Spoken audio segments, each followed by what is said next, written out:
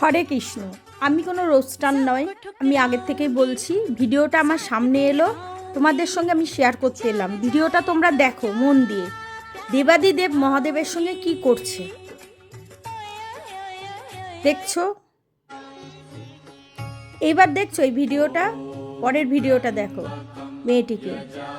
আমি ভেবেছিলাম ওর মনে হয় হাত নেই, তাই পা দিয়ে দেবাদিদেব মহাদেবকে পুজো দিচ্ছে। তারপর ওর ভিডিওগুলো আমি ভালো করে দেখলাম ওর হাত পা সব আছে। সনাতনী হয়ে হাত থাকতেও পা দিয়ে কেউ শিবকে পুজো পুজো দেয়? কি বলবো, আর কত অনাচার হবে পৃথিবীতে। অন্যের ধর্মের মানুষরাও তাদের আল্লাহ বলো গড বলো এরকম করছে না। দুটো অর্থের জন্যে, পয়সার জন্যে, ভাইরাল হওয়ার জন্যে এরকম ধরনের ভিডিও কেউ করে? আমি জানি না আমার সঙ্গে একমত কার আছে। ভিডিওটা সব শেয়ার করে দাও। যদি সনাতনী হয়ে থাকো, দেবাদিদেব মহাদেবকে যারা ভক্তি করো, তারা অবশ্যই ভিডিওটা শেয়ার করে দিও।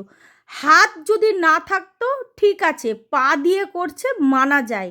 হাত থাকতেও মানে পা দিয়ে ভাইরাল হওয়ার জন্য পা দিয়ে শিবকে পুজো দিচ্ছে। হ্যাঁ, ভগবান যদি হাত দুটো যদি না দিত মানা যেত, সে ভক্তি করছে, এটাকে ভক্তি করা বলে? আর একটা কথা বলছি, আমি কিন্তু কোনো রোস্টার না। আমি ঈশ্বরকে বিশ্বাস করি, আমি ভক্তি করি, এর জন্যই আমি ভিডিওটা তুলে ধরলাম।